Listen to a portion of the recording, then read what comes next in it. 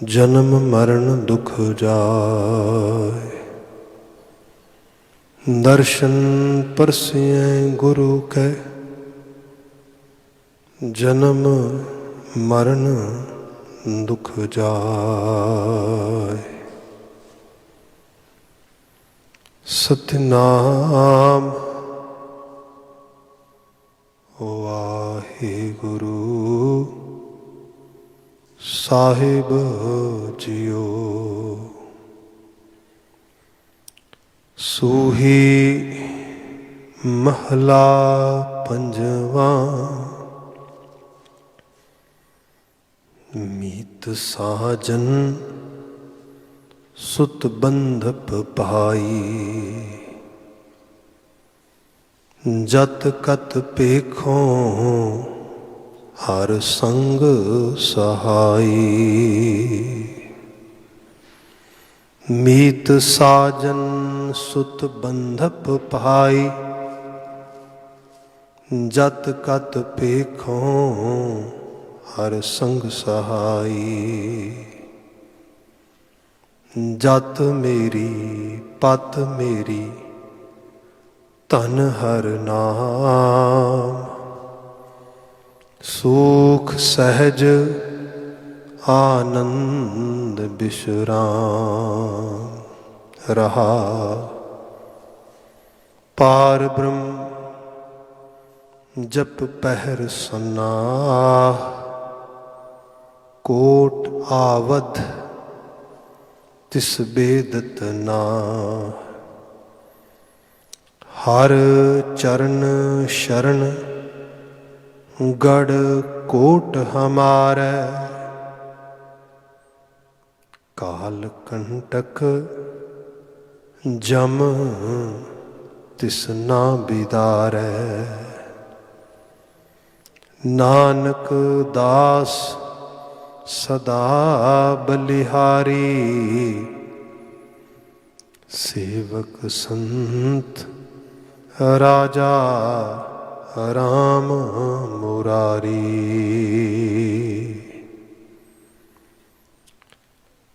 नानक दास सदा बलिहारी। सेवक संत राजा राम मुरारी।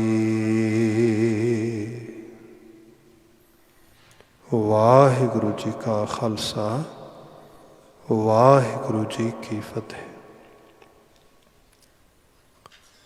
जुगो जुग अटल शब्द सतगुरु धन धन गुरु ग्रंथ साहिब जी। दातार पिता प्रभु परमेश्वर अकाल पुरख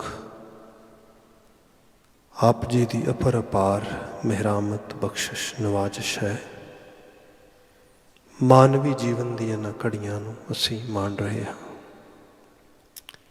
नाल ही शाम के समय गुरु दरबार हाजिर होने का सुभाग प्राप्त होया है। जो कोविड-19 की सिचुएशन में संगतां गुरु दरबार हाजिर नहीं हो पाउंदियां। घरां थावां ते दूर दराज टीवी राही होर माध्यम राही गुरशब्द दे नाल अपने आप नूं जोड़दियां ने। गुरशब्द नाल सांझ पाण गोचरे अपना समा टीवी स्क्रीन के जरिए गुराशे नाल लगाउंदियां ने। उन्हां नूं भी मालिक दा तरस है, नवाजिश है। ये समा इस तरीके नाल इस पासे लगाउण दी प्रेरणा मिलती है। शाम के समय दीवान चल रहे ने। अजे हुणे रागी वीरां ने कीर्तन की हाज़री संपूर्ण की है अपनी। हुण समा बनिया गुरशब्द व्याख्यान का। इस विच सोही राग विचारिया जाता है। महला पंजवा गुरु अर्जन पातशाह पंचम नानक जी द्वारा उचरित किए गए बचन सानू प्राप्त ने, मुयसर ने। उन्हां विचों अगलेरा शब्द आपने सरवण किया है। ਵਿਚਾਰ ਦੀ ਪ੍ਰਾਰੰਭਤਾ ਰਹਾਉ ਦੇ ਬੰਦ ਤੋਂ ਕਰ ਰਹੇ ਹਾਂ।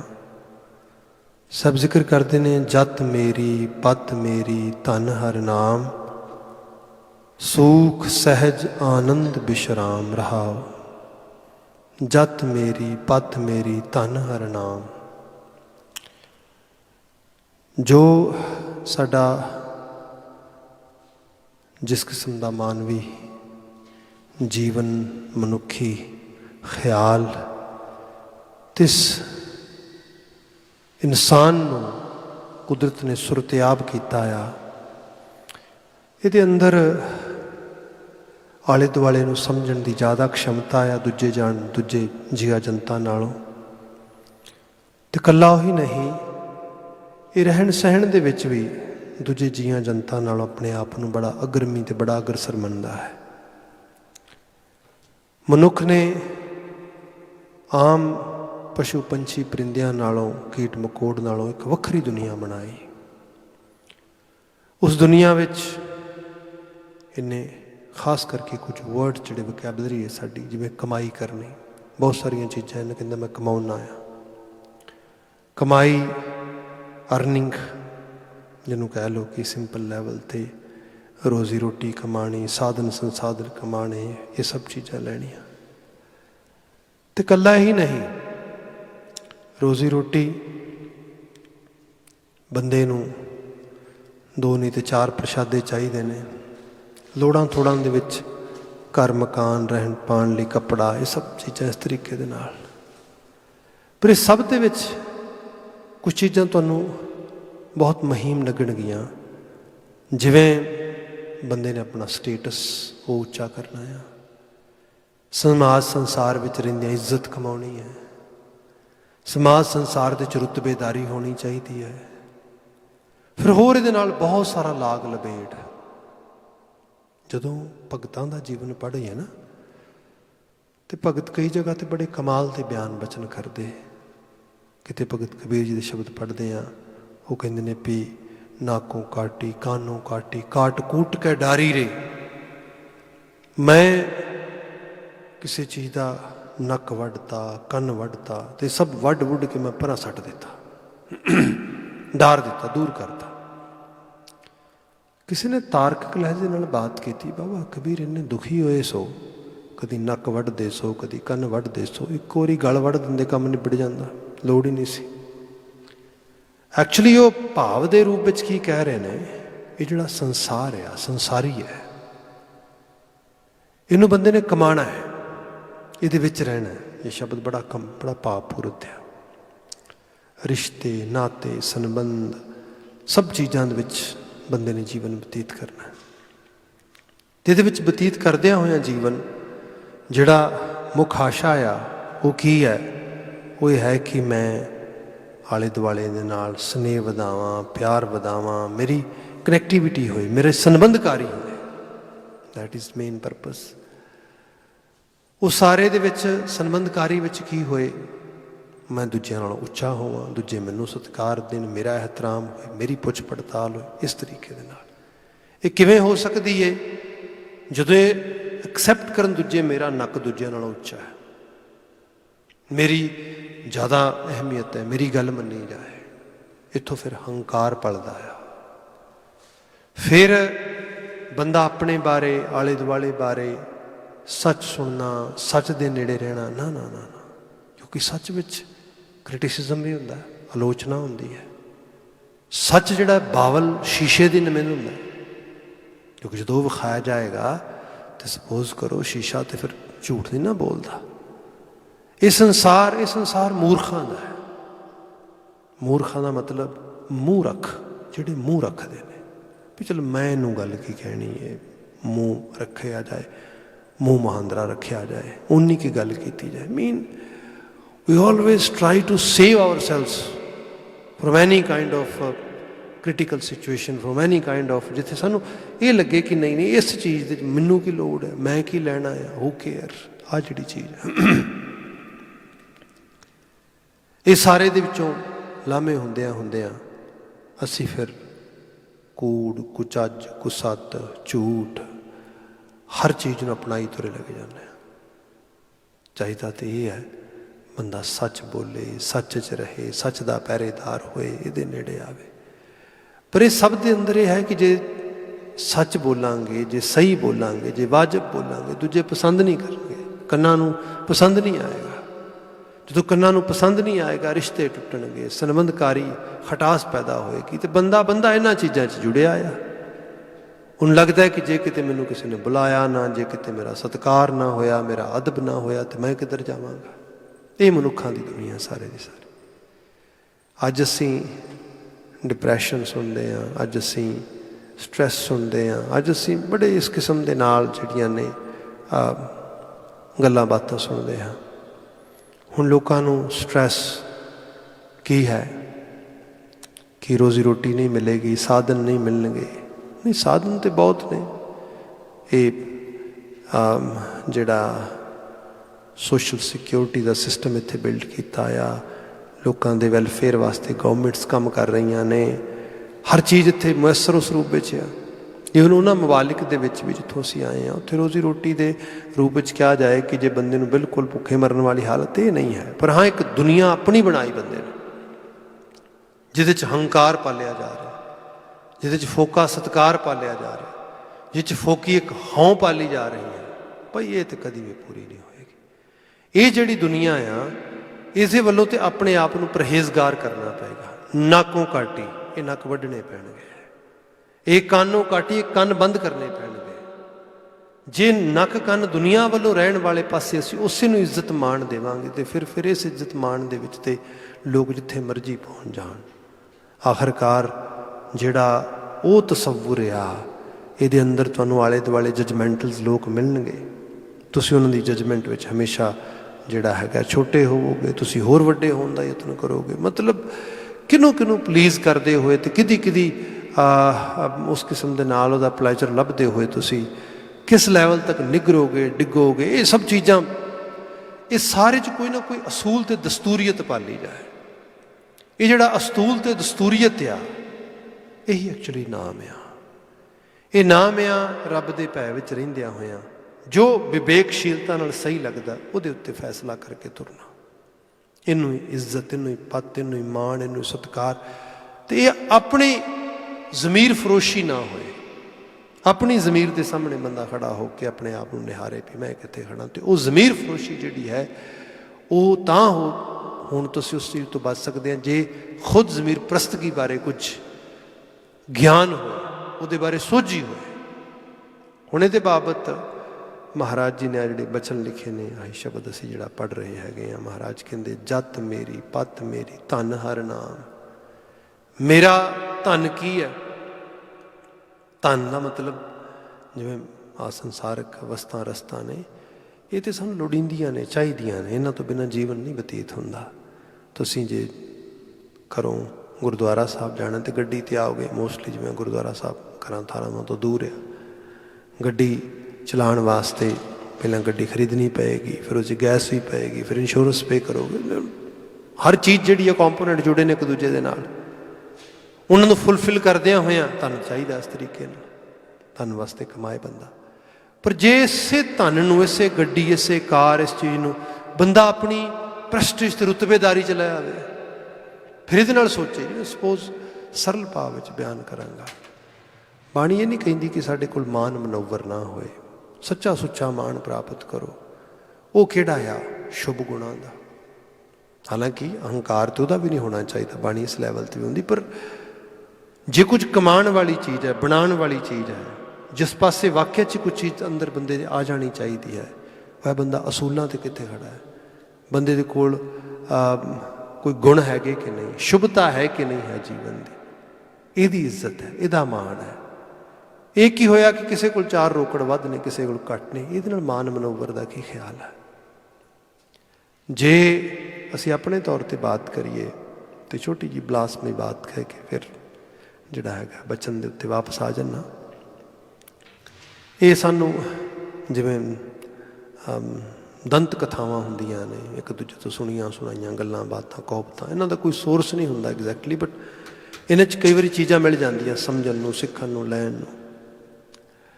ਕਹਿੰਦੇ ਨੇ ਕਿ ਜਦੋਂ ਮਹਾਰਾਜਾ ਰਣਜੀਤ ਸਿੰਘ ਗੱਦੀ 'ਤੇ ਬੈਠੇ ਸੀਗੇ तो उन्होंने महाराजा आम करके ਜਿਹੜੇ ਡੋਗਰੇ ਸੀ ਜਾਂ ਹੋਰ ਬਾਸ਼ਿੰਦੇ ਸੀਗੇ ਉਹ ਕਹਿੰਦੇ ਸੀਗੇ। ਸਿੱਖਾਂ ਦੇ ਵਿੱਚ ਖਾਸ ਕਰਕੇ ਜਿਹੜੀ ਖਾਲਸਾ ਫੌਜ ਤੇ ਰਵਾਇਤੀ ਸਿੱਖ ਆ ਰਹੇ ਸੀਗੇ ਉਹ ਮਹਾਰਾਜਾ ਰਣਜੀਤ ਸਿੰਘ ਨੂੰ ਵੱਡੀ ਸਰਕਾਰ ਕਹਿੰਦੇ ਸੀ।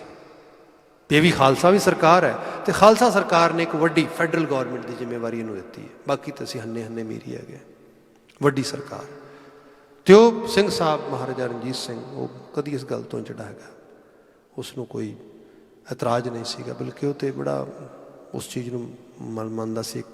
ਮੈਨੂੰ ਨਵਾਜ਼ਿਸ਼ ਹੈ ਮੇਰੇ ਖਾਲਸੇ ਦੀ। ਖੈਰ ਸਮਾਂ ਆਪਣੀ ਜਾਚੋ ਕਹਿੰਦੇ ਚੱਲਦਾ ਰਿਹਾ, ਵੱਡੀ ਸਰਕਾਰ। ਉੱਥੇ ਲਾਹੌਰ ਦੇ ਨੇੜੇ ਇੱਕ ਨਿਹੰਗ ਸਿੰਘ ਉਹ ਚੌਂਕ ਜਿਹੜਾ ਹੈਗਾ ਰਹਿੰਦਾ ਇੱਕ ਨਿਹੰਗਾਂ ਦੇ ਉਸ ਛਾਉਣੀ ਦੇ ਵਿੱਚ, ਅਤੇ ਉਹ ਵੀ ਸਾਰਿਆਂ ਨੂੰ ਕਹਿੰਦਾ ਮੈਂ ਵੱਡੀ ਸਰਕਾਰ। ਖੈਰ ਉਹਨੂੰ ਵੀ ਵੱਡੀ ਸਰਕਾਰ ਕਈ ਕਹਿ ਦਿੰਦੇ। ਕਰਦਿਆਂ ਕਰਾਉਂਦਿਆਂ ਮਹਾਰਾਜਾ ਰਣਜੀਤ ਸਿੰਘ ਨੇ ਕਦੀ ਗੋਲਿਆ ਨਹੀਂ ਇਸ ਬਾਬਤ ਇਸ ਤਰੀਕੇ ਦੇ ਨਾਲ।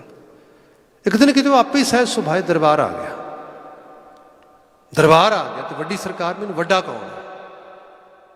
ਅਸੀਂ ਬਾਣੀ 'ਚ ਸ਼ਬਦ ਪੜ੍ਹਦੇ ਕੌਣ ਵੱਡਾ, ਮਾਇਆ ਵਡਿਆਈ, ਜੱਤ ਪੱਤ ਇੱਜ਼ਤ ਕਿਹਦੀ ਵੱਡੀ ਵਡਿਆਈ ਦੇ ਇਹਦੇ ਮਗਰ ਬੰਦਾ ਭੱਜ ਰਿਹਾ ਨਾ। ਵੱਡਾ ਕੌਣ ਹੈ, ਵੱਡਾ ਕੌਣ, ਮੈਂ ਵੱਡੋਂ ਕਰਦਿਆਂ ਕਰਦੇ ਮਰ ਜਾਂਦਾ ਬੰਦਾ ਸਾਰੀ ਉਮਰ।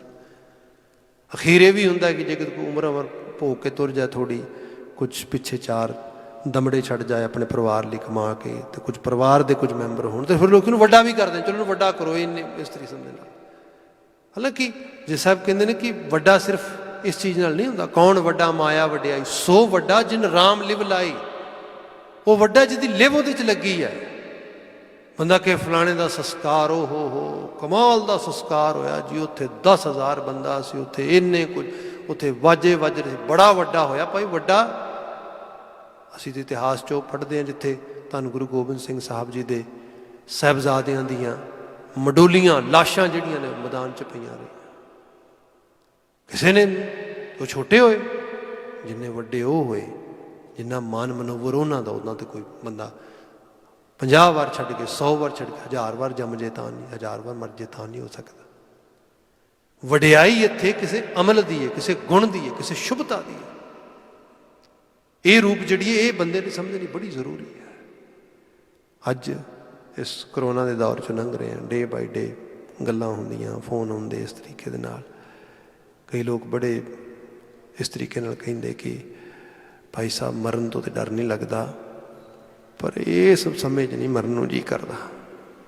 ਮੈਂ ਕਿਹਾ ਜੀ ਇਹ ਜੰਮਣ ਮਰਨਾ ਹੁਕਮ ਹੈ, ਭਾਣਾ ਆਵੇ ਜਾਏ, ਅਤੇ ਕਰਤਾਰੀ ਹੁਕਮ ਹੈ। ਆਪਣੀ ਪੈਰਵਾਈ ਕਰੋ, ਸਿਹਤ ਬਚਾਓ, ਸਭ ਚੀਜ਼ਾਂ 'ਤੇ ਧਿਆਨ ਰੱਖੋ, ਗੁਰਬਾਣੀ ਨੇ ਕਿਹਾ। ਬਾਕੀ ਜੋ ਹੋਣਾ ਕਾਲ ਜ਼ਈ, ਇਹ ਕਾਇਨਾਤ ਆ, ਕਾਲ ਦਾ ਅਸਰ ਹੈ ਸਭ 'ਤੇ। ਇੱਥੇ ਤੇ ਕਾਲ ਪਾਏ ਬ੍ਰਹਮਾ ਬੱਪ ਧਰਾ, ਕਾਲ ਪਾਏ ਸਿਵ ਜੂ ਅਵਤਰਾ, ਕਾਲ ਪਾਏ ਕਰ ਬਿਸ਼ਨ ਪ੍ਰਕਾਸ਼ਾ, ਸਕਲ ਕਾਲ ਕਾ ਕੀਆ ਤਮਾਸ਼ਾ। ਅਤੇ ਕਾਲ ਦਾ ਤਮਾਸ਼ਾ ਆ, ਉਹਦੀ ਚੱਕੀ, ਉਹਦੀ ਦਾੜ ਹੇਠ ਸਭ ਕੁਝ ਹੈ। ਜਿਹੜਾ ਆ ਗਿਆ ਉਹਨੇ ਰਗੜ ਦੇਣਾ ਉਸ ਰੂਪ ਦੇ ਵਿੱਚ। ਇਹ ਕਿਹੜਾ ਹੈ?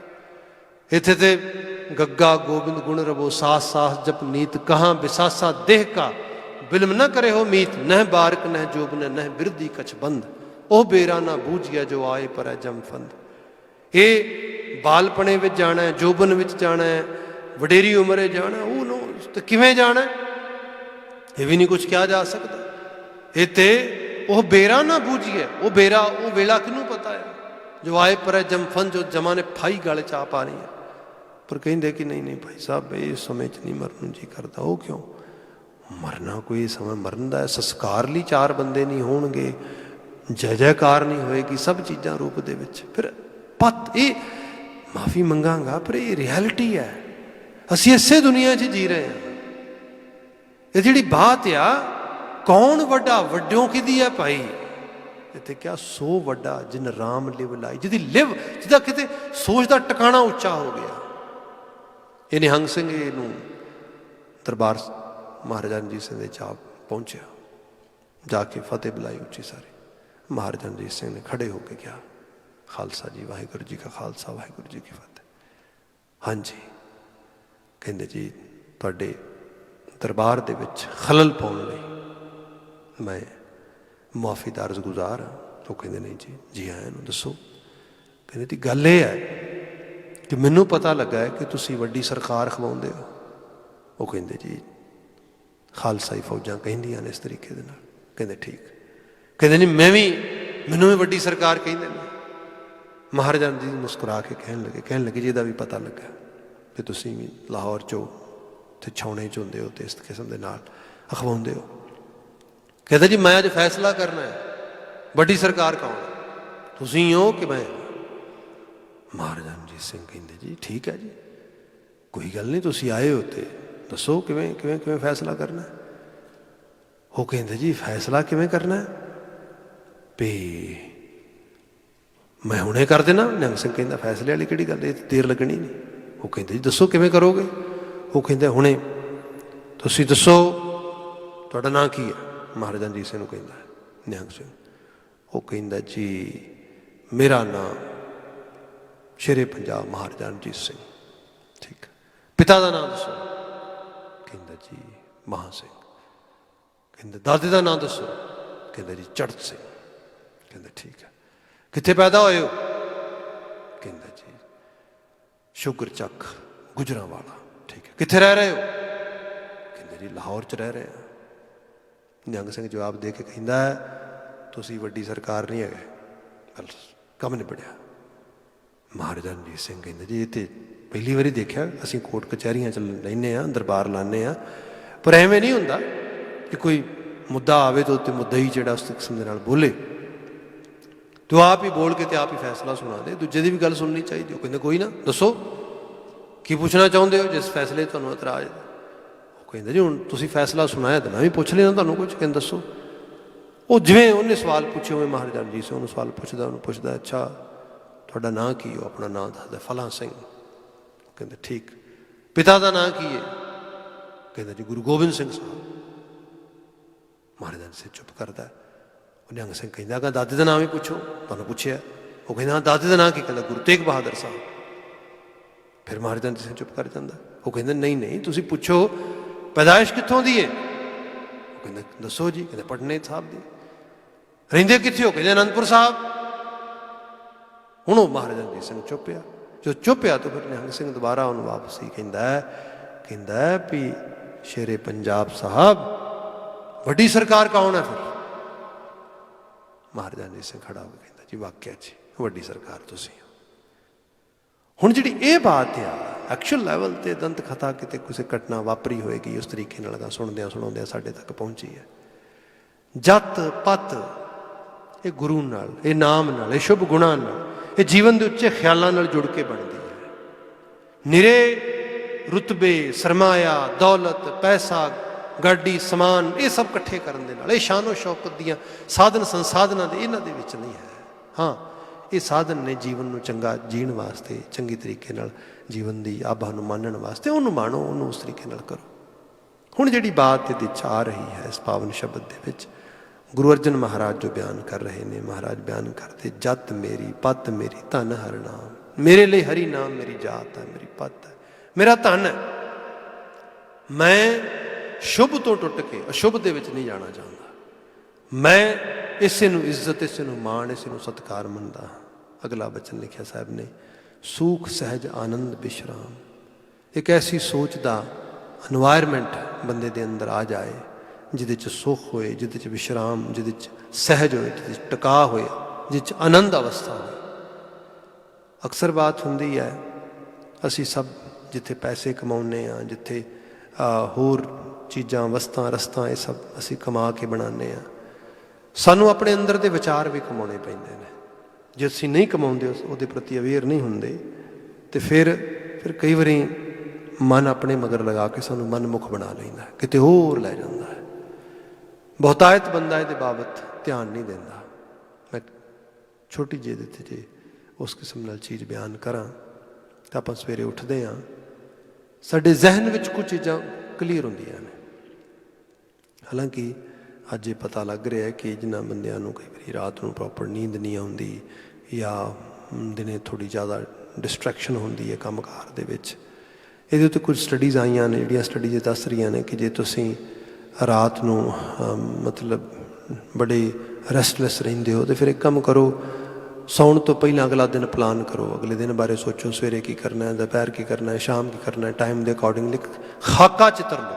ਜੇ ਹੋ ਸਕੇ ਇਨ ਰਾਈਟਿੰਗ ਨੋਟਸ ਬਣਾ ਲਓ ਉਹਦੇ, ਜੇ ਨੋਟਸ ਨਹੀਂ ਬਣਾ ਸਕਦੇ ਤਾਂ ਐਟਲੀਸਟ ਖਾਕਾ ਆਪਣੇ ਦਿਮਾਗ 'ਚ ਪਾਓ ਕਿ ਸਵੇਰੇ ਇੰਨੇ ਵਜੇ ਉੱਠਣਾ, ਆਹ ਕਰਨਾ, ਨੀਂਦ ਆ ਜਾਏਗੀ। ਕਿਉਂਕਿ ਇੱਕ ਚੀਜ਼ ਹੈ ਕਿ ਤੁਹਾਡੇ ਅੰਦਰ ਥੋੜ੍ਹੀ ਜਿਹੀ ਸਰਟਨਟੀ ਸਹਿਜ ਇੱਥੋਂ ਹੀ ਆਉਂਦਾ ਹੈਗਾ, ਜਿਹੜੀ ਅਨਸਰਟਨਟੀ ਹੈ ਘੱਟ ਜਾਏਗੀ। ਇਹ ਇਸ ਕਿਸਮ ਦੀ ਬਾਤ ਹੁੰਦੀ ਹੈ। ਇਹ ਸੱਚਾਈ ਹੈ। ਅਸੀਂ ਆਪਣੇ ਕਿਰਿਆ ਕਲਾਪਾਂ ਬਾਰੇ ਕਾਫੀ ਸਰਟਨ ਹੁੰਦੇ ਹਾਂ, ਕਾਫੀ ਉਹਨਾਂ ਨੂੰ ਜਿਹੜਾ ਹੈਗਾ ਪਲਾਨ ਕਰਦੇ ਹਾਂ। ਉਸ ਸਾਰੇ ਦੇ ਵਿੱਚ ਜਿਹੜੀ ਚੀਜ਼ ਨਹੀਂ ਪਲਾਨ ਹੁੰਦੀ, ਹੁਣ ਸਪੋਜ਼ ਸਵੇਰੇ ਉੱਠੇ, ਪਤਾ ਆ ਇੰਨੇ ਵਜੇ ਬ੍ਰੇਕਫਾਸਟ ਕਰਨਾ, ਆਹ ਬ੍ਰੇਕਫਾਸਟ ਕਰਨਾ, ਆਹ ਲੰਚ ਕਰਨਾ, ਆਹ ਕੰਮ ਕਰਨਾ, ਇਸ ਤਰੀਕੇ ਦੇ ਨਾਲ ਜਿਹੜੀ ਚੀਜ਼ ਨਹੀਂ ਪਲਾਨ ਉਹ ਹੈਗੀ ਹੈ ਸੋਚਣਾ ਕੀ ਹੈ, ਸੋਚਾਂ 'ਚ ਕੀ ਚਲਾਉਣਾ, ਖਿਆਲਾਂ ਨੂੰ ਕਿਸ ਪਾਸੇ ਦੌੜਾਉਣਾ ਹੈ। ਇਹ ਆਪਣੇ ਆਪ ਹੀ ਜਿੱਧਰੋਂ ਕਿਧਰੋਂ ਜਿਹੜੀ ਉਹਨੇ ਕੋਈ ਸਟਰਿੰਗ ਫੜ ਲਈ, ਤਾਰ ਫੜ ਲਈ, ਉਹਦੇ ਨਾਲ ਹੀ ਤੁਰਦਾ ਤੁਰਦਾ ਉਸ ਕਿਸਮ ਨਾਲ ਖਿਆਲ ਕਿਤੇ ਦੇ ਕਿਤੇ ਪਹੁੰਚ ਗਏ। ਜੇ ਸਵੇਰੇ ਉੱਠਿਆ ਆ, ਪਤਾ ਆ ਕੁਝ ਖਿਆਲ ਆਪਣੇ ਮਨ ਨੂੰ ਦੇਣੇ ਨੇ, ਕਿਹੜੇ ਦੇਵਾਂਗਾ। ਇੱਥੋਂ ਫਿਰ ਨਿਤਨੇਮ ਵੀ ਕਈ ਵਾਰੀ ਆ ਜਾਂਦਾ ਹੈ, ਬੰਦਾ ਬਾਣੀ ਪੜ੍ਹਨ ਲੱਗ ਜਾਂਦਾ ਹੈ। ਖਿਆਲ ਦੇਣੇ ਨੇ, ਸਵੇਰੇ ਕੁਝ ਬਾਣੀ ਪੜ੍ਹਦੇ ਆ, ਕੁਝ ਬਾਣੀ ਦਾ ਉਪਦੇਸ਼ ਸੁਣਦੇ ਆ, ਕੀਰਤਨ ਸੁਣਦੇ ਆ, ਇਹੋ ਜਿਹੇ ਖਿਆਲ ਕਿ ਸਾਰਾ ਦਿਨ ਇਹਨਾਂ ਨੂੰ ਨਾਲ ਲੈ ਕੇ ਚੱਲਣਾ ਨਾ। ਫਿਰ ਉਹਨਾਂ ਖਿਆਲਾਂ ਨਾਲ ਲਗਾਂਗਾ, ਹੋਰ ਖਿਆਲ ਜੁੜਦੇ ਲੱਗੇ ਜਾਣਗੇ। ਜਿਵੇਂ ਤੁਸੀਂ ਦੇਖਦੇ ਨਾ ਕਦੀ ਸਨੋ ਦੀ ਬੋਲ ਜਦੋਂ ਰੋਲ ਹੁੰਦੀ ਹੈ ਅਤੇ ਉਹ ਕਿੱਡੇ ਉਹ ਵੱਧਦੀ ਤੁਰੀ ਲੱਗੀ ਜਾਂਦੀ। ਸੋ ਐਗਜ਼ੈਕਟਲੀ ਹੈ, ਜਿਹੋ ਜਿਹਾ ਤੁਸੀਂ ਉਹਦਾ ਆਕਾਰ ਬਣਾਉਣਾ ਸ਼ੁਰੂ ਕਰਤਾ, ਜਿਸ ਚੀਜ਼ ਇਕੱਠੀ ਕਰਨੀ ਸ਼ੁਰੂ ਕਰਤੀ, ਉਹੀ ਰੋਲ ਕਰਦੀ ਸ਼ੁਰੂ ਲੱਗੀ ਜਾਣਾ, ਅੱਗੇ ਤੋਂ ਅੱਗੇ ਵਧੀ ਜਾਣੀ। ਇਹਦੇ ਵਿੱਚ ਇਹ ਹੈ ਜਿਹੜਾ ਸੂਖ ਹੈ, ਸਹਿਜ ਹੈ, ਆਨੰਦ ਹੈ, ਵਿਸ਼ਰਾਮ ਹੈ, ਇਹ ਖਿਆਲਾਂ ਦੀ ਦੁਨੀਆ ਆ। ਜੇ ਸੁਖਮਈ ਖਿਆਲਾਂ ਨੂੰ ਨੇੜੇ ਲੈ ਆਓਗੇ, ਸੁਖਮਈ ਖਿਆਲ ਇਹਨਾਂ ਦੇ ਵਿੱਚ ਸੰਸਾਰੀ ਜੀਵਨ ਦੇ ਵਿੱਚੋਂ ਚੰਗੀਆਂ ਚੀਜ਼ਾਂ ਨੂੰ ਤਰਜੀਹ ਦੇਣੀ, ਚੰਗਿਆਈ ਵੇਖਣੀ, ਅੱਛਾਈ ਵੇਖਣੀ ਆਪਣੇ ਆਪ ਵਿੱਚ ਪਹਿਲਾਂ। ਅਕਸਰ ਬੰਦਾ ਆਲੇ ਦੁਆਲੇ ਪ੍ਰਤੀ ਉਲਾਮਾ ਰੱਖਦਾ ਹੈ, ਆਲੇ ਦੁਆਲੇ ਪ੍ਰਤੀ ਉਹਨੂੰ ਲੱਗਦਾ ਸ਼ਿਕਾਇਤ ਹੁੰਦੀ ਹੈ, ਸ਼ਿਕਵਾ ਹੁੰਦਾ ਹੈ, ਕਮੀ ਲੱਗਦੀ ਹੈ। ਮਤਲਬ ਕਮੀ ਹੀ ਗਮੀ ਹੈ, ਜਿਹੜੀ ਚੀਜ਼ ਘੱਟ ਲੱਗਦੀ ਉਹਦਾ ਹੀ ਗਮ ਬੰਦੇ ਨੂੰ ਲੱਗ ਜਾਂਦਾ। ਸਭ ਤੋਂ ਪਹਿਲਾਂ ਆਪਣੇ 'ਚ ਲੱਗਦਾ ਮੇਰਾ ਕੈਰੀਅਰ ਠੀਕ ਨਹੀਂ ਹੈਗਾ, ਮੇਰੇ ਕੋਲ ਇਨਫ ਮਾਇਆ ਸਰਮਾਇਆ ਨਹੀਂ ਹੈਗਾ, ਮੇਰਾ ਪਰਿਵਾਰ ਠੀਕ ਨਹੀਂ ਗਾ, ਮੈਂ ਕੋਈ ਚੰਗਾ ਕਰ ਨਹੀਂ ਸਕਿਆ, ਮੇਰੇ 'ਚ ਸਕਸੈਸ ਨਹੀਂ ਹੋ ਸਕੀ। ਇਸ ਕਿਸਮ ਇਹ ਸਭ ਚੀਜ਼ਾਂ ਜਿਹੜੀਆਂ ਬੰਦੇ ਨੂੰ ਇਹ ਤੰਗ ਕਰਦੀਆਂ। ਐਸਾ ਤਾਂ ਨਹੀਂ ਹੋ ਸਕਦਾ ਵੀ ਸਭ ਖਮੀਆਂ ਕਾਮੀਆਂ ਨੇ, ਕੁਝ ਅੱਛਾਈ ਚੰਗਿਆਈ ਕੁਝ ਰੱਬ ਦੀ ਬਖਸ਼ਿਸ਼ ਨਾਲ, ਉਹ 'ਤੇ ਧਿਆਨ ਦੇ। ਉਹਦੇ ਨਾਲ ਫਿਰ ਇਹ ਹੰਕਾਰ ਲਿਆਉਣ ਦੀ ਬਜਾਏ, ਉਸ 'ਚੋਂ ਇਸ ਕਿਸਮ ਦੀ ਚੀਜ਼ ਲਿਆਉਣ ਦੀ ਬਜਾਏ ਸ਼ੁਕਰ ਵਾਲਾ ਪਾਸਾ ਲੈ ਕੇ ਆ, ਇਹਦੇ 'ਚ ਸੁੱਖ ਆਵੇਗਾ। ਇਹ ਕਮਾ ਇਸ ਕਿਸਮ ਦੇ ਬਚਨ ਖਿਆਲ ਮਾਲਕ ਨੇ ਤਰਸ ਕੀਤਾ। ਅੱਜ ਮੈਂ ਸਵੇਰੇ ਕੁਝ ਕੇ ਸੱਜਣ ਮਿੱਤਰ ਦੀ ਕੁਝ ਬਾਤ ਪੜ੍ਹ ਰਿਹਾ ਸੀਗਾ, ਅਤੇ ਉਹ ਕਹਿੰਦਾ ਕਿ ਬਾਈ ਚਾਂਸ ਸਵੇਰੇ ਬ੍ਰੇਕਫਾਸਟ ਕਰਨ ਲੱਗਾ ਅਤੇ ਬ੍ਰੇਕਫਾਸਟ ਕਰਦੇ ਹਾਂ ਇੱਕਦਮ ਯਾਦ ਆਇਆ ਕਿ ਉਹ ਮੈਂ ਪਿੱਛੇ ਦੇਖ ਰਿਹਾ ਸੀ ਕਿਸੇ ਬੰਦੇ ਨੂੰ ਰੋਟੀ ਨਹੀਂ ਮਿਲੀ, ਉਹ ਵਿਚਾਰਾ ਭੁੱਖਾ ਸੁੱਤਾ ਆਇਆ ਫਲਾਂ। ਮੇਰੇ ਸਵੇਰੇ ਬ੍ਰੇਕਫਾਸਟ ਦੇ ਸਮੇਂ ਕਿੰਨੀਆਂ ਚੀਜ਼ਾਂ ਸਜੀਆਂ ਪਈਆਂ ਨੇ, ਸ਼ੁਕਰ ਸ਼ੁਕਰ ਅੰਦਰ ਆ ਰਿਹਾ ਹੈਗਾ। ਇਹ ਕੀ ਹੈ? ਤਸੱਲੀ ਆ ਰਹੀ ਹੈ, ਇੱਕ ਸੁਖਮਈ ਹਾਲਤ ਅੰਦਰ ਬਣ ਰਹੀ ਹੈ। ਹਾਂ, ਕਿਸੇ ਦਾ ਤਰਸ ਵੀ, ਕੰਪੈਸ਼ਨ ਵੀ ਇਹਦੇ ਵਿੱਚ, ਪਰ ਇਹਦੇ ਨਾਲ ਇਹ ਵੀ ਹੈ ਕਿ ਜੋ ਦਿੱਤਾ ਹੈ, ਜੋ ਮਿਲਿਆ ਹੈ, ਘੱਟ ਥੋੜ੍ਹਾ ਆ ਸੂਖ। ਅਦਰਵਾਈਜ਼ ਬਾਣੀ ਕਹਿੰਦੀ ਹਾਲਤ ਤੇ ਇਹ ਹੈ ਕਿ 10 ਵਸਤੂ ਲੈ ਪਾਛੇ ਪਾਵੈ, ਇੱਕ ਵਸਤ ਕਾਰਨ ਬਿਖੋਟ ਗਵਾਵੈ। 10 ਮਿਲੀਆਂ ਦਿਸਦੀਆਂ ਹੀ ਨਹੀਂ, ਕਮੀਆਂ ਹੀ ਕਮੀਆਂ, ਗਮੀਆਂ ਹੀ ਗਮੀਆਂ, ਖਾਮੀਆਂ ਹੀ ਖਾਮੀਆਂ ਦਿਸ ਰਹੀਆਂ। ਹੁਣ ਇਹ ਜਿਹੜੀ ਹਾਲਤ ਆ, ਇਹ ਹਾਲਤ ਤੇ ਬੰਦੇ ਨੂੰ ਫਿਰ ਅੰਦਰ ਕਿੱਥੇ ਟਿਕਣ ਦੇਗੀ? ਸੂਖ ਇਹ ਮਿਲ ਰਿਹਾ, ਜੋ ਮਿਲ ਰਿਹਾ ਇਹਦੇ ਉੱਤੇ ਕੋਈ ਤਸੱਲੀ ਦਾ ਰੰਗ ਅੰਦਰ ਆਵੇ, ਸ਼ੁਭਤਾ ਸ਼ੁਭ ਗੁਣਾਂ ਨੂੰ ਇਸ ਤਰੀਕੇ ਨਾਲ ਬੰਦਾ ਚੰਗਿਆਈ ਅੱਛਾਈ ਨੂੰ ਉਸ ਕਿਸਮ ਵਾਲੇ ਪਾਸੇ ਫਿਰ ਲੈ ਕੇ ਜਾਏ ਵੀ ਅੱਛਾ ਇਹ ਹੈ, ਇਹਦੇ ਨਾਲ ਕੋਈ ਚੰਗਾ ਕਰਾਂ, ਅੱਛਾ ਕਰਾਂ, ਇਸ ਕਿਸਮ ਦੀ ਬਾਤ ਆਵੇ। ਸੂਖ ਸਹਿਜ ਆਨੰਦ ਵਿਸ਼ਰਾਮ, ਇਹ ਮਾਨਸਿਕ ਦਸ਼ਾ ਇੱਕ ਤਰ੍ਹਾਂ ਦੀ ਬਣਾਵੇ ਆਪਣੇ ਅੰਦਰ। ਰਹਾਉ ਦਾ ਪਤਾ ਹੈਗਾ, ਇਹ ਗੁਰੂ ਅਰਜਨ ਸਾਹਿਬ ਬਾਤ ਕਹਿੰਦੇ। ਹੁਣ ਸ਼ੁਰੂਆਤੀ ਪਦ 'ਚ ਮਹਾਰਾਜ ਨੇ ਜ਼ਿਕਰ ਕੀਤਾ, ਮੀਤ ਸਾਜਨ ਸੁਤ ਬੰਧ ਪਾਈ, ਜਤ ਕਤ ਪੇਖੋਂ ਹਰ ਸੰਗ ਸਹਾਈ। ਭਾਰਤੀ ਖਿੱਤਾ ਜਿਹੜਾ ਤਿਆਗ ਦਾ ਖਿੱਤਾ, ਬੈਰਾਗ ਦਾ ਖਿੱਤਾ ਰਿਹਾ, ਜਿੱਥੇ ਬੈਰਾਗੀ ਮਤ ਚੱਲੇ, ਜਿੱਥੇ ਕਿਹਾ ਕਿ ਬੰਦੇ ਨੂੰ ਸੰਸਾਰ ਤੋਂ ਉਪਰਾਮ ਹੋ ਜਾਣਾ ਚਾਹੀਦਾ, ਉਦਾਸ ਹੋਣਾ ਚਾਹੀਦਾ, ਬੈਰਾਗ ਹੋਣਾ ਚਾਹੀਦਾ ਹੈ। ਤੋ ਇਹ ਬੈਰਾਗੀ ਹੋ ਕੇ ਸੰਸਾਰ ਛੱਡ ਜੇ, ਤਿਆਗ ਦੇ, ਤੇ ਛੱਡੇਗਾ ਕੀ ਫਿਰ ਸੰਸਾਰ ਵਿੱਚੋਂ? ਜਿਉਣਾ ਤੇ ਛੱਡਣ ਹੋ ਰਿਹਾ, ਜਿਉਣਾ ਛੱਡਣ ਦਾ ਤੇ ਮਤਲਬ ਸੁਸਾਈਡ ਕਰਨਾ, ਆਤਮਘਾਤੀ ਹੋ ਜਾਣਾ। ਫਿਰ ਤਿਆਗ ਕਾਹਦਾ ਕਰੇਗਾ? ਤਿਆਗ ਕਰੇਗਾ ਰਿਸ਼ਤਿਆਂ ਦਾ। ਰਿਸ਼ਤਿਆਂ ਦੇ ਵਿੱਚ ਪਰਿਵਾਰ ਛੱਡੇਗਾ, ਪਤਨੀ ਬੱਚੇ, ਮਾਂ ਬਾਪ, ਭੈਣ ਭਰਾ, ਇਹ ਸਭ ਛੱਡੇਗਾ। ਕਿਉਂ ਛੱਡੇਗਾ? ਕਿਉਂਕਿ ਮਾਇਆ ਹੈ ਸਾਰਾ। ਇਸ ਮਾਇਆ ਦੇ ਵਿੱਚ ਰਹਿ ਕੇ ਤੇ ਮਾਰਿਆ ਜਾਵਾਂਗਾ, ਰੱਬ ਭੁੱਲ ਜਾਏਗਾ, ਰੱਬ ਤੋਂ ਦੂਰ ਹੋ ਜਾਵਾਂਗਾ। ਗੁਰੂ ਸਾਹਿਬ ਨੇ ਕਿਹਾ ਇਹਨਾਂ ਦੇ ਵਿੱਚੋਂ ਰੱਬ ਕਿਉਂ ਨਹੀਂ ਵੇਖਦਾ? ਇਹਨਾਂ ਦੇ ਨਾਲ ਜੁੜ ਕੇ, ਇਹਨਾਂ ਨਾਲ ਸਾਂਝ ਪਾ ਕੇ, ਇਹਨਾਂ ਦਾ ਲਾਲਨ ਪਾਲਨ ਕਰਦਿਆਂ, ਇਹਨਾਂ ਦੇ ਇਸ ਸੰਬੰਧ ਨੂੰ ਹੀ ਰੱਬ ਤੋਂ ਦਿੱਤੀ ਹੋਈ ਦਾਤ ਕਿਉਂ ਨਹੀਂ ਮੰਨ ਕੇ ਚੱਲਦਾ? ਹੁਣ ਆਹ ਅਹਿਸਾਸ ਬੰਦੇ ਦੀ ਸੁਰਤ 'ਚ ਆ ਜਾਵੇ। ਬਚਨ ਸਾਹਿਬ ਗੁਰੂ ਅਰਜਨ ਸਾਹਿਬ ਨੇ ਕਿਹਾ, ਮੀਤ ਸਾਜਨ ਸੁਤ ਬੰਧਵ ਪਾਏ। ਮੀਤ ਸੋਸ਼ਲ ਸਟਰਕਚਰ 'ਚ ਜਿਹੜੇ ਫੈਮਿਲੀ ਫਰੈਂਡਸ ਹੁੰਦੇ ਨੇ ਸਾਡੇ, ਜਿਨ੍ਹਾਂ ਦੇ ਨਾਲ, ਜਿਨ੍ਹਾਂ ਵਾਸਤੇ ਅਸੀਂ ਮਦਦਗਾਰ ਹੁੰਦੇ ਹਾਂ, ਜਿਹੜੇ ਸਾਡੇ ਲਈ ਮਦਦਗਾਰ ਹੁੰਦੇ, ਜਿਹੜਾ ਆਲਾ ਦੁਆਲਾ ਹੈ। ਕਿਉਂਕਿ ਜੇ ਤਾਂ ਬੰਦਾ ਸਿਰਫ ਸੈਲਫ ਸੈਂਟਰਡ ਹੋ ਕੇ ਜੀਏ ਤੇ ਬਸ ਮੇਰਾ ਤੇ ਮੇਰੀ ਗੱਲ ਸੁਣੀ ਜਾਓ ਤੇ ਮੇਰੀ ਹਰ ਵਕਤ ਪੁੱਛ ਪੜਤਾਲ, ਜਿਹੜੀ ਆਮ ਕਰਕੇ ਸਾਡੇ ਲੋਕਾਂ ਦੀ ਕਈ ਵਾਰ ਦਸ਼ਾ ਬਣਦੀ ਹੈ। ਪਰ ਹੁੰਦਾ ਆ ਜਿਹੜੇ ਮਿੱਤਰ ਨੇ ਵੀ ਕਮਾਉਣੇ ਪੈਂਦੇ ਨੇ। ਕਿਵੇਂ ਕਮਾਉਣੇ ਪੈਂਦੇ ਨੇ? ਆਪਾਂ ਲਾਲਚ ਛੱਡ ਕੇ, ਆਪਣੇ ਕੰਮ ਛੱਡ ਕੇ, ਆਪਣੇ ਵੱਲੋਂ ਜਿਹੜਾ ਹੈਗਾ ਐਫਰਟ ਕਰਕੇ ਕਿਸੇ ਵਾਸਤੇ ਕੁਛ ਕਰਨਾ। ਤੇ ਫਿਰ ਉਹਦੇ 'ਚ ਹੁੰਦਾ ਆ ਜੇ ਕੁਛ ਕਰਦੇ ਆ ਫਿਰ ਐਕਸਪੈਕਟੇਸ਼ਨਸ ਹੋ ਜਾਂਦੀਆਂ ਨੇ ਵੀ ਮੇਰੇ ਵਾਸਤੇ ਅਗਲਾ ਇਹ ਕਰੇ। ਫਿਰ ਮਿੱਤਰਤਾ ਕਾਹਦੀ ਹੈ? ਮਿੱਤਰਤਾ ਨਾ ਇਹ ਤਿਆਗ ਦਾ ਪਿਓ ਮੈਂ ਨਾ, ਪਰੇ ਮੈਂ ਤੇ ਹੈ ਨਹੀਂ, ਸਵਾਰਥ ਤੇ ਹੈ ਨਹੀਂ ਇਹਦੇ ਵਿੱਚ। ਸੋ ਇਹ ਚੀਜ਼ ਇਸ ਕਿਸਮ ਨਾਲ ਕਮਾਈ ਜਾਏ ਤੇ ਇਹਨੂੰ ਰੱਬ ਵੱਲੋਂ ਦਿੱਤੀ ਹੋਈ ਨਵਾਜ਼ਿਸ਼, ਬਖਸ਼ਿਸ਼ ਮੰਨ ਕੇ ਚੱਲਿਆ ਜਾਏ ਕਿ ਮਾਲਕ ਨੇ ਡਿਊਟੀ ਲਾਈ ਹੈ ਮੈਨੂੰ। ਇਹੀ ਹੈ ਨਾ ਸੰਬੰਧ ਆਲੇ ਦੁਆਲੇ ਬਣਦਾ ਸਾਡੇ। ਉਹ ਸੰਬੰਧ ਕੁਦਰਤ ਬਖਸ਼ਦੀ, ਕਾਦਰ ਬਖਸ਼ਦਾ ਸਾਨੂੰ। ਜਿਹੋ ਜਿਹਾ ਮਾਹੌਲ 'ਚ ਰਹਿੰਦੇ ਹਾਂ, ਜਿਹੀ ਜਗ੍ਹਾ 'ਤੇ ਰਹਿੰਦੇ ਹਾਂ, ਜੋਗ੍ਰਾਫੀਕਲ ਖਿੱਤਾ, ਸੋਸ਼ਲ ਖਿੱਤਾ, ਜੋ ਸਾਡਾ ਆਲਾ ਦੁਆਲਾ ਹੈ, ਉਹਦੇ ਵਿੱਚ ਰਹਿਣ ਵਾਲੇ ਲੋਕਾਂ ਦੀ ਵੱਧ ਤੋਂ ਵੱਧ ਮਦਦ ਸਾਰ ਕਰਨੀ ਉਸ ਤਰੀਕੇ ਦੇ ਨਾਲ। ਜਿਵੇਂ ਹੁਣ ਕਰੋਨਾ ਵਾਇਰਸ ਵਿੱਚੋਂ ਲੰਘ ਰਹੇ ਹਾਂ, ਸਾਡੇ ਗੁਰਦੁਆਰਾ ਸਾਹਿਬ ਜਿੱਥੇ ਜਿੱਥੇ ਹੈਗੇ ਨੇ, ਇਹ ਆਪਣੇ ਰੋਲ ਨੂੰ ਕਿੱਡੇ ਸੋਹਣੇ ਢੰਗ ਨਾਲ ਨਿਭਾ ਰਹੇ ਨੇ। ਜਿਹੜੀ ਸੁਸਾਇਟੀ ਹੈ, ਕਮਿਊਨਿਟੀ ਆਲੇ ਦੁਆਲੇ ਲੋੜਵੰਦ ਆ, ਉਹਨਾਂ ਵਾਸਤੇ ਫੂਡ ਪ੍ਰੋਵਾਈਡ ਕਰਨਾ, ਖਾਣਾ ਪ੍ਰੋਵਾਈਡ ਕਰਨਾ, ਲੋੜ ਅਨੁਸਾਰ ਚੀਜ਼ਾਂ ਪ੍ਰੋਵਾਈਡ ਕਰਨੀ। It's all this things. ਇਹ ਕੀ ਹੈ? ਮਿੱਤ ਸਮਝ ਕੇ। ਜੇ ਬੰਦਾ ਤਿਆਗੀ ਬਰਾਗੀ ਹੋ ਕੇ, ਕੰਮਕਾਰ ਛੱਡ ਕੇ, ਕਾਰੋਬਾਰ ਛੱਡ ਕੇ ਜੰਗਲਾਂ ਬੇਲਿਆਂ ਚਲਾ ਜਾਏ ਤੇ ਫਿਰ ਇਹ ਸਭ ਚੀਜ਼ਾਂ ਕਿੱਥੇ ਜਾਣਗੀਆਂ? ਰੱਬ ਦਾ ਸੰਕਲਪ ਤੇ ਇਹ ਹੈ ਕਿ ਉਹ ਬੌੜੀ ਕਰਦਾ, ਸੰਭਾਲ ਕਰਦਾ, ਬਾਂਹ ਫੜਦਾ। ਕਿਵੇਂ ਫੜੇਗਾ? ਮਨੁੱਖਾਂ ਦੇ ਜ਼ਰੀਏ। ਸਾਹਿਬ ਨੇ ਦੇਖਿਆ, ਜਿਹੜਾ ਗੁਰੂ ਦਾ ਵੀ ਵਰਤਣਾ, ਗੁਰਸਿੱਖਾਂ ਅੰਦਰ ਸਤਿਗੁਰ ਵਰਤੇ, ਉਹ ਗੁਰਸਿੱਖਾਂ ਦੇ ਜ਼ਰੀਏ ਵਰਤਦਾ ਹੈ। ਇੱਥੇ ਗੁਰੂ ਅਰਜਨ ਸਾਹਿਬ ਨੇ ਬਿਆਨ ਕੀਤਾ ਹੈ, ਮੀਤ ਸਾਜਨ ਸੁਤ ਬੰਧਵ ਭਾਈ, ਜਤ ਕਤ ਪੇਖੂ ਹਰ ਸੰਗ ਸਹਾਈ। ਉਹ ਰੱਬ ਇਹਨਾਂ ਸਭ ਵਿੱਚੋਂ ਦਿਸ ਰਿਹਾ। ਮੈਂ ਜਿੱਧਰ ਵੇਖਦਾ ਮੇਰੇ ਰਿਸ਼ਤੇ, ਮੇਰੇ ਨਾਤੇ, ਮੇਰੇ ਸੰਬੰਧ, ਇਹ ਸਭ ਚੀਜ਼ਾਂ ਜਿਹੜੀਆਂ ਨੇ ਖੜੀਆਂ ਨੇ ਮੈਨੂੰ ਮਦਦ ਕਰਨ ਵਾਸਤੇ, ਸਾਥ ਦੇਣ ਵਾਸਤੇ। ਜੇ ਫੋਕੀ ਭਲ ਜਾਂ ਉਸ ਕਿਸਮ ਦੇ ਨਾਲ ਜੱਤ ਪੱਤ ਦੇ ਚੱਕਰ 'ਚ ਪੈ ਜਾਵਾਂਗਾ, ਇੱਜ਼ਤ ਬਣਾਉਣ ਦੇ, ਮਾਨ ਮਨੋਬਰ, ਕਿਉਂਕਿ ਤੇ ਮਿੱਤਰਤਾ, ਸੱਜਣਤਾ, ਦੋਸਤੀ, ਰਿਸ਼ਤੇ, ਨਾਤੇ ਬੜੇ ਵਧੀਆ ਪਾਲ ਸੰਭਾਲ ਸਕਦੇ ਨੇ, ਚਲਾ ਸਕਦੇ ਨੇ, ਪਰ ਨਹੀਂ ਚਲਾਉਂਦੇ। ਕਿਉਂ ਨਹੀਂ ਚਲਾ ਪਾਉਂਦੇ? ਕਿਉਂਕਿ ਕਈ ਵਾਰ ਮੁਸ਼ਕਿਲ ਇਹ ਬਣੀ ਹੈ, ਮੁਸੀਬਤ ਇਹ ਬਣੀ ਹੈ ਬੰਦੇ ਦੇ ਜ਼ਹਿਨ ਦੇ ਵਿੱਚ ਕਿ ਫਲਾਣੇ ਨੇ ਮੇਰੀ ਫਲਾਣੇ ਸਮੇਂ ਆਹ ਗੱਲ ਹੀ ਨਹੀਂ ਸੁਣੀ, ਫਲਾਣੇ ਨੂੰ ਉਹਨੇ ਮੈਨੂੰ ਸਤਿ ਸ੍ਰੀ ਅਕਾਲ ਨਹੀਂ ਬੁਲਾਈ, ਉਹਨੇ ਮੈਨੂੰ ਹਾਏ ਹੈਲੋ ਨਹੀਂ ਕੀਤੀ। ਇਹ ਕੀ ਹੈ? ਇਹ ਇੱਕ ਫੋਕਾ ਹੰਕਾਰ ਆਪਣੇ ਸਿਰ ਤੇ ਚੱਕਿਆ ਆ। ਆਪਣਾ ਭਾਵ ਤਿਆਗ ਕੇ ਸਭ ਵਿੱਚ ਰੱਬ ਦੀ ਜੋਤ ਵਹਿੰਦਿਆਂ ਹੋਇਆਂ, ਸਤਿਕਾਰਤ ਭਾਵ ਨਾਲ ਸਭ ਨੂੰ, ਜਿਹੜਾ ਅਦਬ ਦੇ ਭਾਵ ਨਾਲ, ਇਸ ਕਿਸਮ ਦਾ, ਇਹ ਸਭ ਚੀਜ਼ਾਂ ਇਹ ਧਰਮ ਦਾ ਇੱਕ ਮੁੱਖ ਅੰਗ ਆ, ਅੰਸ਼ ਆ, ਉਹਦੀ ਬਾਤ ਹੋ ਰਹੀ ਹੈ ਇਹਦੇ ਵਿੱਚ। ਅਗਲਾ ਬਚਨ ਲਿਖਿਆ ਸਾਹਿਬ ਨੇ, ਪਾਰ ਬ੍ਰਹਮ ਜਪ ਪਹਿਰ ਸਨਾ, ਕੋਟ ਆਵਦ ਤਿਸ ਬੇਦਤ ਨਾ। ਪਾਰ ਬ੍ਰਹਮ ਜਪ ਪਹਿਰ ਸਨਾ।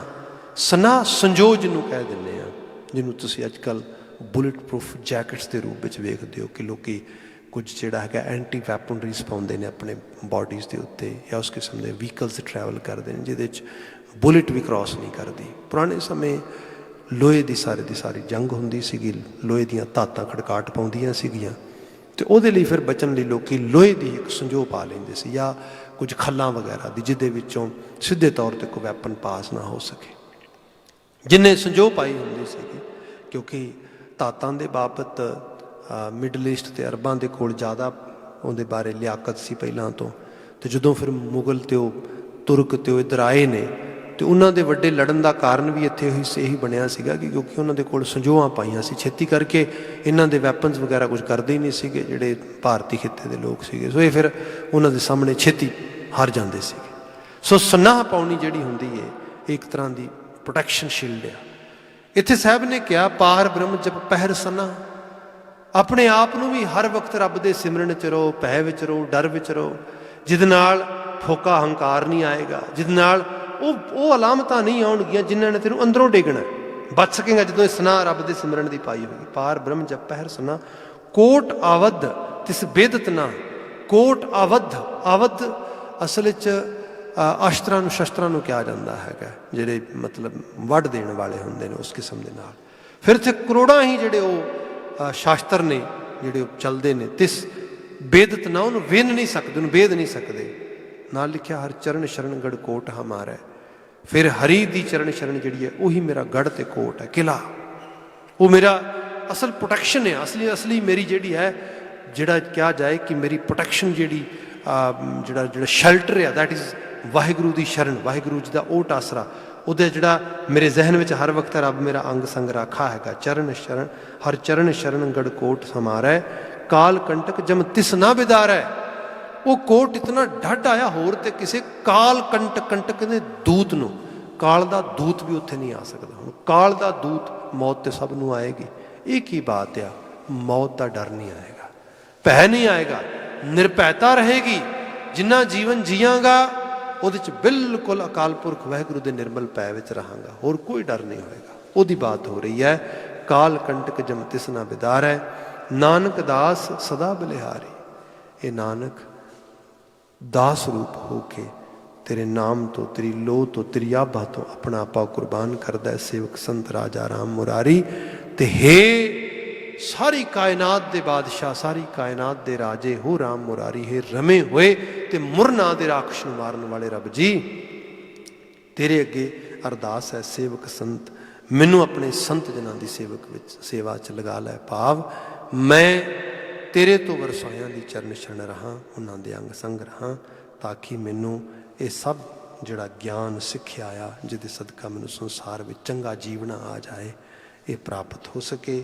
ਸਾਹਿਬ ਮਿਹਰਾਮਤ ਕਰਨ ਇਹਨਾਂ ਆਲਮੀ ਵਾਕਿਆਂ 'ਚੋਂ ਚੰਗੇਰੀ ਪ੍ਰੇਰਨਾ ਮਿਲੇ, ਗੁਰਮਤੀਏ ਹੋ ਸਕੀਏ। ਕਰੋਨਾ ਵਾਇਰਸ ਦੇ ਸਿਚੁਏਸ਼ਨ ਦੇ ਵਿੱਚ ਆਪ ਜਾ ਰਹੇ ਹੋ, ਸਾਰੇ ਧਿਆਨ ਰੱਖੋ। ਹਾਲਾਂਕਿ ਇਹ ਪਤਾ ਲੱਗ ਰਿਹਾ ਮੇਨ ਸਟਰੀਮ ਦੇ ਵਿੱਚ ਲੋਕ ਸੋਸ਼ਲ ਡਿਸਟੈਂਸਿੰਗ ਦਾ ਖਿਆਲ ਨਹੀਂ ਕਰ ਰਹੇ। ਵੈਦਰ ਚੰਗਾ ਹੋ ਰਿਹਾ, ਇਹਦੇ ਕਰਕੇ ਫਿਰ ਦੁਬਾਰਾ ਉਸੇ ਕਿਸਮ ਦੀਆਂ ਸਾਂਝਾਂ ਬਣਾਉਣ ਦੀ ਬਾਤ ਹੋ ਰਹੀ ਹੈ। ਭਾਈ ਅਜੇ ਉਸ ਮਾਹੌਲ 'ਚੋਂ ਅਸੀਂ ਬਾਹਰ ਨਹੀਂ ਆਏ, ਅਜੇ ਮੈਡੀਕਲ ਸਿਸਟਮ 'ਤੇ ਪਾਰ ਪਾਉਣ ਦਾ ਕੋਈ ਫਾਇਦਾ ਨਹੀਂ ਹੈਗਾ। ਘਰਾਂ ਥਾਵਾਂ ਵਿੱਚ ਰਹੋ, ਮੈਜਰਮੈਂਟਸ ਪ੍ਰੋਪਰ ਲੈ ਕੇ ਰੱਖੋ, ਹਾਈਜੀਨ ਦਾ ਖਿਆਲ ਰੱਖੋ। ਸੋ ਇਹ ਸਭ ਦੇ ਨਾਲ ਹੀ ਸਾਡਾ ਭਲਾ ਆ, ਅਤੇ ਸਾਡਾ ਭਲਾ ਸਰਬੱਤ ਦੇ ਭਲੇ ਵਿੱਚ ਮੁਤਾਹਿਦ ਹੈ। ਸੋ ਇਹ ਚੀਜ਼ ਨੂੰ ਧਿਆਨ ਵਿੱਚ ਰੱਖਦਿਆਂ ਹੋਇਆਂ ਬਾਕੀ ਮਾਲਕ ਦੇ ਚਰਨਾਂ 'ਚ ਅਰਦਾਸ ਆ। ਇੱਥੇ ਸਮਾਪਤੀ। ਸਭ ਪ੍ਰੇਮ ਜੀ। ਵਾਹਿਗੁਰੂ ਜੀ ਕਾ ਖਾਲਸਾ, ਵਾਹਿਗੁਰੂ ਜੀ ਕੀ ਫਤਿਹ।